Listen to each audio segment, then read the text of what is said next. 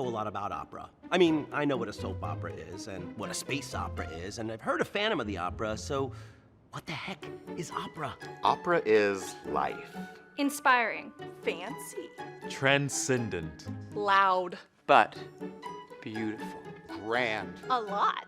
A conductor in a tux holding a baton. Text, The Weird and Wonderful World of Opera. Two winged angels on either side of the text. An angel holding a treble clef. An opera singer surrounded by treble clefs, an exclamation point, and a banner that reads, The History. A man wearing a hat, Pete, addresses the viewer. Several speakers address the viewer.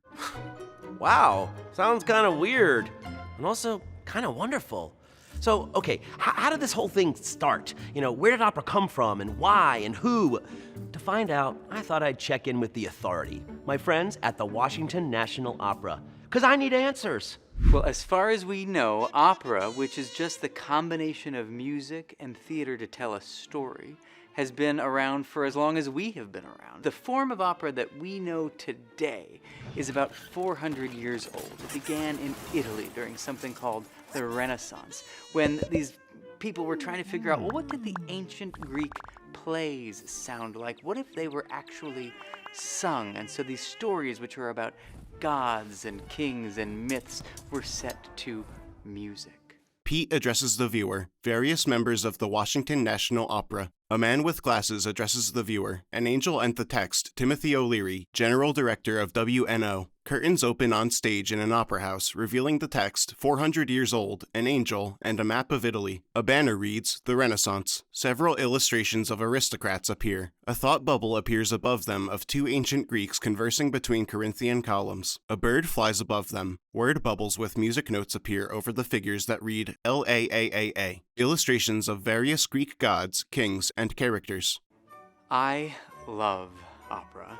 It's something about the combination, the drama of theater, the emotional power of music, the glory of stage design, and the beauty of dance. Operas today are happening all around the world, all the time. There are the classic old ones, new ones being written nowadays, operas for everyone, even operas for kids. Opera was created for all people. Timothy addresses the viewer. Women opera performers in costume on stage. Boxers fighting on stage. Opera performers wearing aristocratic garb. Opera performers wearing elephant and pig ears. Curtains open on stage, revealing angels and the text, Opera was created for all people. Okay, so opera has been around for a long time, and all kinds of people really like it. What kind of operas are there? There are things that are called opera comica, which means funny operas. There is opera seria, which in Italian means serious operas. There is grand opera, which means huge, like parades and floats and many characters and extras and just huge scenery. But there's also very intimate opera, stories that we can tell very simply in small places with a small number of performers and orchestra members. Pete addresses the viewer, an opera stage with smiling masks and signs that read, Ha ha, and funny operas, opera comica. Frowning masks appear and signs that read boo-hoo and serious operas, opera seria, smiling and frowning masks and sparklers around the text, grand opera. A woman addresses the viewer. Text, Francesca Zambello, artistic director for WNO. Various opera performers performing on stage. But the main thing is that opera can convey huge, huge things, as well as very, very intimate, all through this incredible art form. The amazing thing about opera is that it is words and music together. And music somehow lifts things up. It allows us to tell stories about our emotions, whether we are happy, sad, crying, depressed, excited, thrilled, ecstatic. And somehow it's like music amplifies things. It takes an emotion and it explodes it. And it tells these stories and these emotions with people who we know. They can be barbers, they can be aristocracy, they can be people just like us. But the main thing is that opera allows a character to tell all their story through strong emotions in song and music. We use projections, video, all the things that you may watch on your screen at home, we now bring to the theater. So you're having a live experience as well as an incredible media experience. We bring the movies and media and music together. Francesca addresses the viewer, various opera performers performing on stage, portraying a wide range of emotions. Opera performers as a barber, aristocrats, and everyday people. A time-lapse of a stage being built up and broken down in various ways. A fight choreographer showing an actor a move. A person climbing into a giant robot. Various opera performers wearing a wide range of costumes. Operas are all really different, but one thing they all have is setting, and usually really wild things happen in that setting. You can see everything from dragons to spaceships and witches and whales. Operas seem really big. Are operas only in big theaters? Believe me, an opera can happen anywhere. It can happen in a grand opera house. It can happen on the back of a flatbed truck. It can happen in a park in your neighborhood.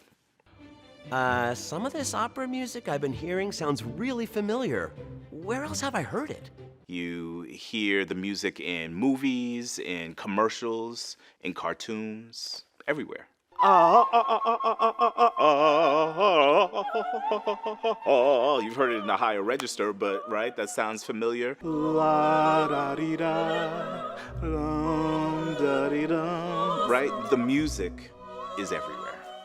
Pete addresses the viewer. A curtain opens, revealing a dragon, a spaceship, a witch, and a whale. A man addresses the viewer. Text. Mark Bamuti Joseph, librettist. Pete addresses the viewer. Bamuti addresses the viewer. Text. The Queen of Night aria, Mozart's The Magic Flute. The Flower Duet, Delibes Lakme. Bamuti dances and gestures his hands according to the music.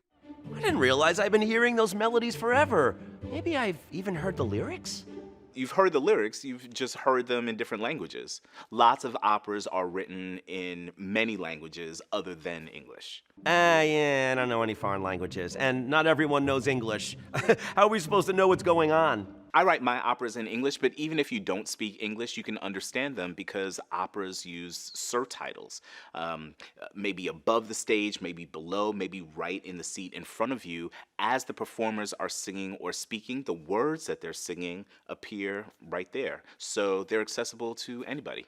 Well, now I know that opera has been around forever, it can happen anywhere, it has lots of music and dancing and sets and costumes, it's in many languages, even English, and it's basically for everyone. Hey, I'm an everyone. I guess opera is for me. And you too. Okay, now I want to know more. Pete addresses the viewer. Bamuti addresses the viewer. Pete addresses the viewer. Bamuti addresses the viewer. Text. Maybe above the stage, maybe below, maybe right in the seat in front of you. As the performers are singing or speaking, the words that they're singing appear right there. Pete addresses the viewer.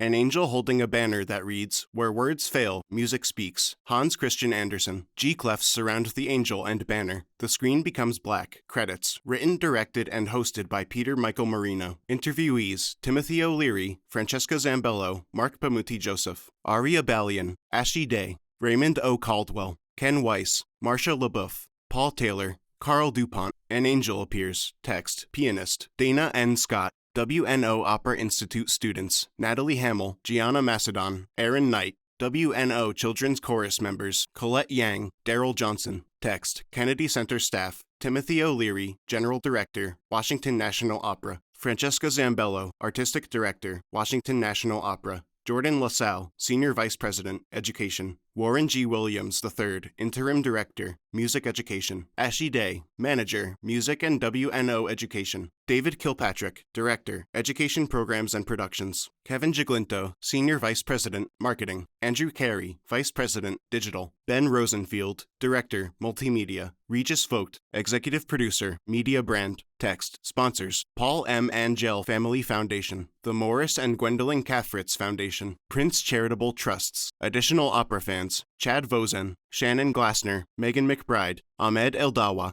Produced by 522 Productions. An Angel Floats By, Fades to Black.